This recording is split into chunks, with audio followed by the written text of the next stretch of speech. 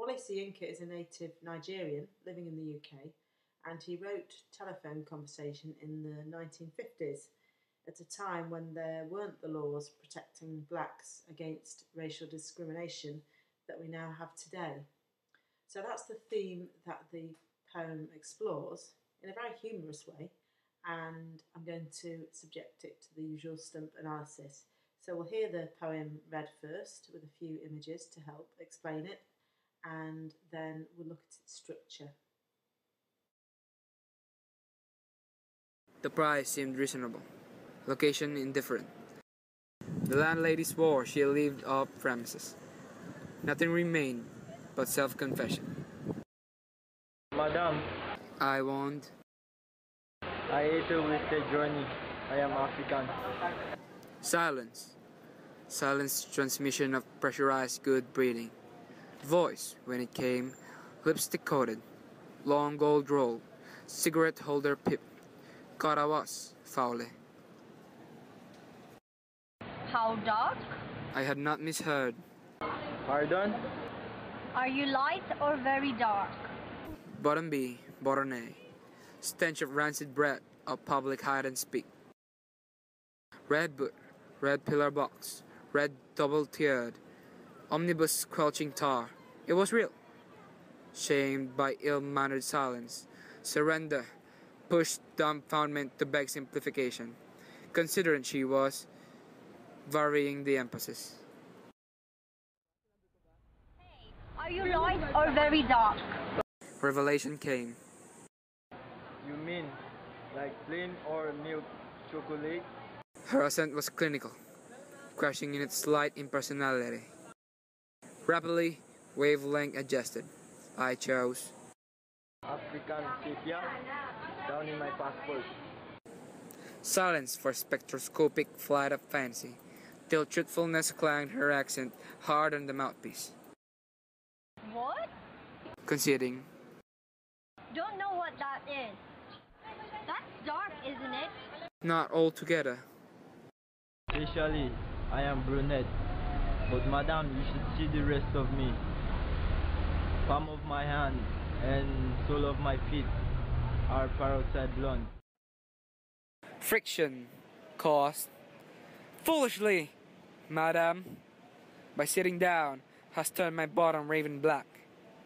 One moment, madam, sensing her receiver rearing on the thunderclap about my ears. Wouldn't you rather see for yourself?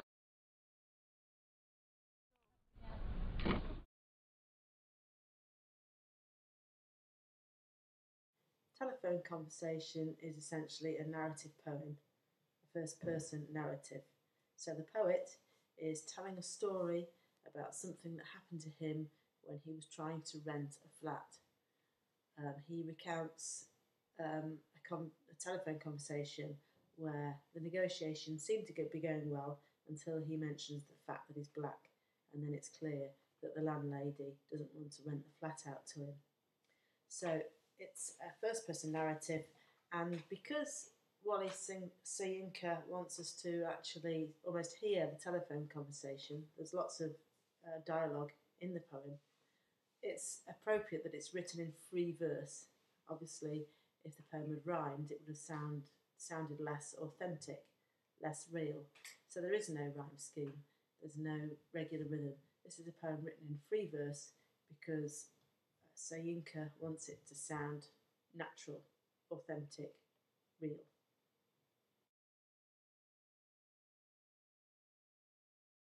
Whilst racism is a very serious issue, the tone of this poem is not serious because Soyinka has decided to use wit as a weapon. So he ridicules the landlady for her shallow, judgmental, racist attitudes. He makes her look laughable, and in that respect, you could describe this poem as a satire.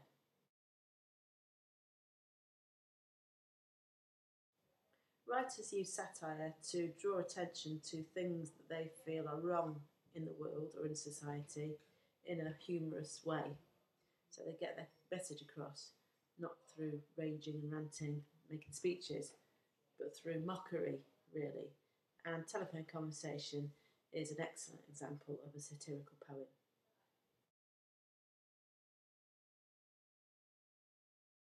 I thought I'd go about this part of the stump analysis by quoting some lines from the poem and looking closely at how Soyinka's used language within those lines, those quotations, if you were writing an essay. But first, some general remarks. It's worth noting that we do hear the African man's dialect in the poem when he actually quotes what he said during this conversation. There are words missing, functional grammatical words missing, which make it clear that this is not a native speaker. But at the same time, his use of language, especially compared to the landlady's, is exceptional. It's colourful, it's vivid, and the point being made there is that the landlady really has no right to feel superior to this man, because, as we'll see when we go through this poem, he completely outwits her.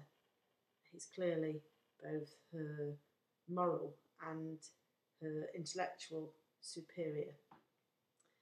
And that comes across in the language that they both use. The price seemed reasonable, location indifferent. The landlady swore she lived off premises. That's how the poem opens, and at this stage, the narrator seems very happy with what he's heard about the accommodation. He can afford it, the area's okay, and the landlady's not going to be bothering at all. So it's a positive start to the poem, but as we'll see, this is just the start of the story. Nothing remained but self-confession. Madam, I warned, I hate a wasted journey. I am African. We get the sense that there is plenty of bitter experience behind that so-called self-confession. Let's think of that word confession first of all. We confess our sins, don't we? So the narrator has been made to feel that his race is a sin, something he must confess, something that he needs to get out in the open before he goes any further with this transaction. And that must reflect things that have happened to him in the past. He's had too many wasted journeys. He doesn't want another one. So this fact of his race, this thing that's got in the way in the past, has to be brought out into the open. So we now read on through the poem to discover how the landlady on this occasion reacts. Will this be another bitter experience for the poet, we wonder? Silence. Silenced transmission of pressurised good breeding. So that's the landlady's reaction. She's silent, she's speechless. Soyinka emphasises the silence by repeating it, and at this point the poem becomes much more tense. There's a sibilance in the line, a repeated s sound, which suggests something of the nasty, hissing quality of the landlady's prejudice.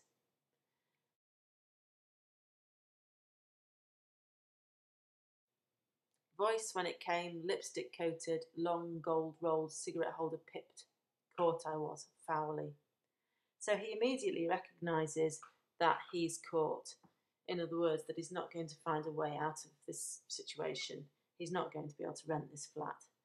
The fact that caught appears at the start of the sentence emphasises that word, and throughout the poem, Soyinka plays around quite a lot with word order in order to create emphasis. He also imagines the landlady, what she might look like, and he sees somebody rich with a gold rolled cigarette holder and wearing lipstick, so somebody perhaps who's also interested in appearances, and he understands at this point that he's not going to get anywhere. How dark? I had not misheard. Are you light or very dark? So this is the first thing the landlady says in the poem, and all of her utterances are in uppercase letters, perhaps suggesting just how rude she is. People talk about text shouting when it's in uppercase, don't they? and although she might not be literally shouting, clearly the words are so rude that they would sound pretty loud, and they look loud on the page. The narrator doesn't respond to this impertinent question straight away. Instead, he absorbs his surroundings as follows. Button B, button A, stench of rancid breath of public hide and speak, red booth, red pillar box, red double-tiered omnibus, squelching tar. So we've got repetition of the word red there, and perhaps the narrator is literally seeing red because he's so angry about what is being asked about the shade of his particular blackness.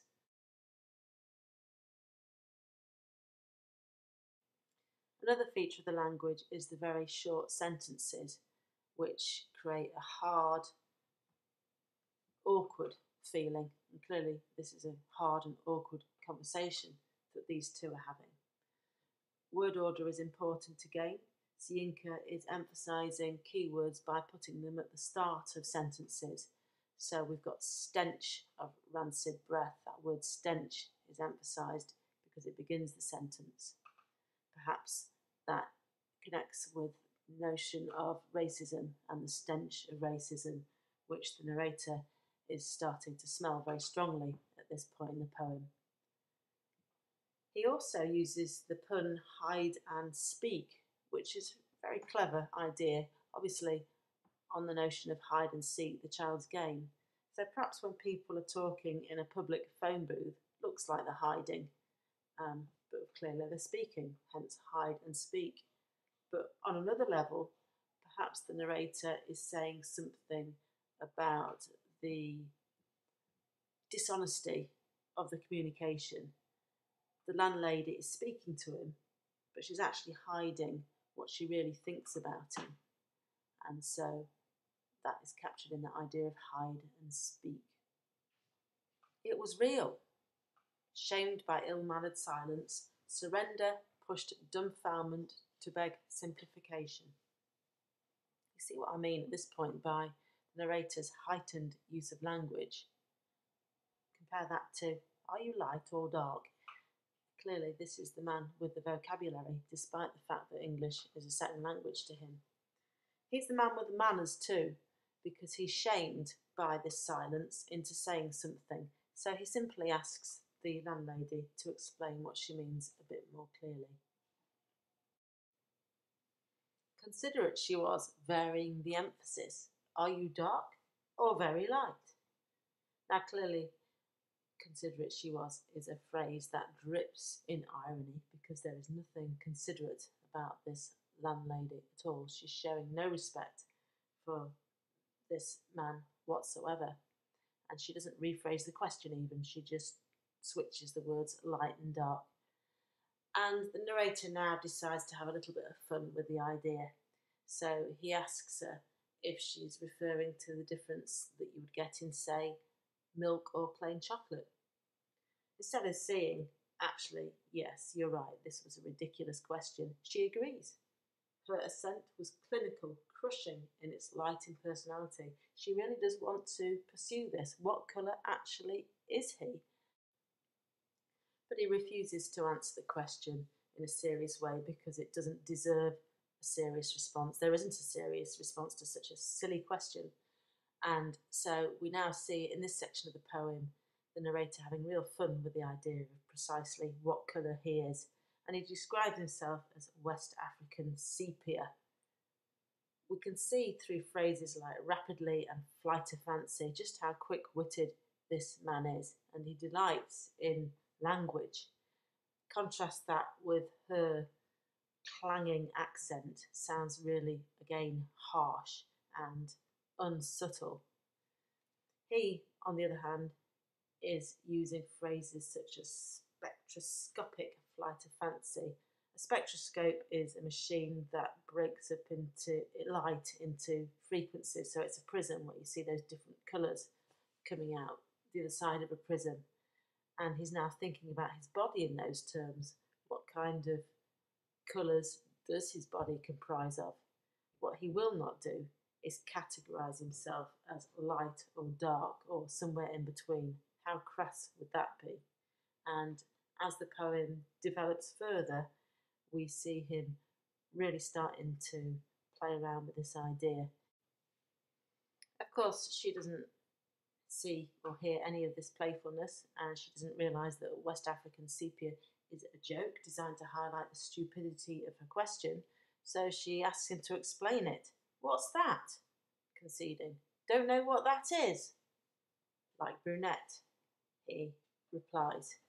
The word conceding there suggests that this is a struggle which she is losing. She's conceding the victory to the narrator.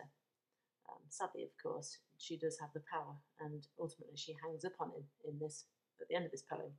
But morally and intellectually, she's certainly losing at this point, and she's beginning to look more and more ridiculous.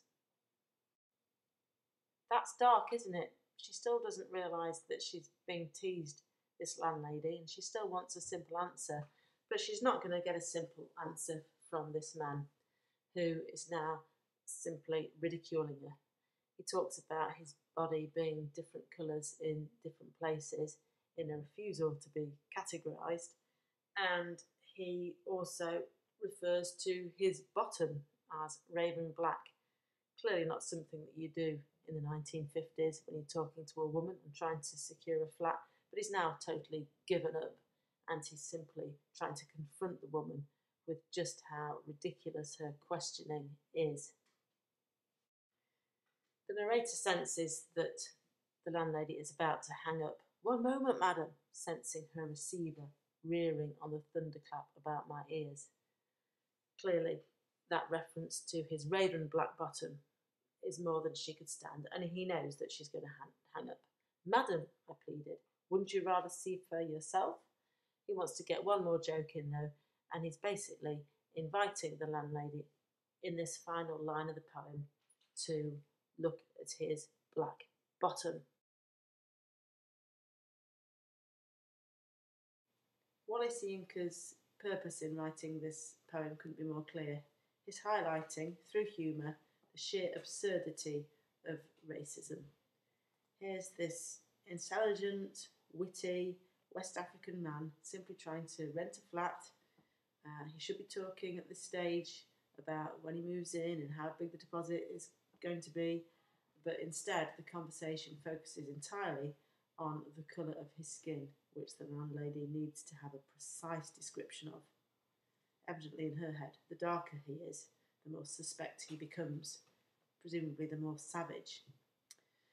So it's quite sad, really, that people would think like that, but the narrator deals with this prejudice by simply laughing at it, and he's inviting readers to laugh at racism as well.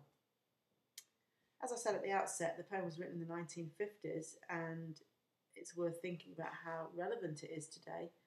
Clearly, as I said, there are now laws against this kind of overt racism, but I think the poem does invite us to examine ourselves, really, and ask ourselves whether we do still feel prejudice against certain groups of people based on how they look, based on, for example, whether they're bearded, whether they wear a turban, whether their faces are hidden. Do we still make assumptions based on merely surface evidence? So for me, the poem is as relevant today as it was when Soyinka wrote it, and it's a gem within this anthology. I think we have already established that this is a poem written from the point of view of a West African living in the UK, looking for accommodation and having to deal in the process with the most outrageous prejudice. We hear the landlady's voice as well, but the poem is not written from her point of view. We don't have privy to any of her thoughts. It's his perspective on what happens, his story, and a funny but very sad one it is too.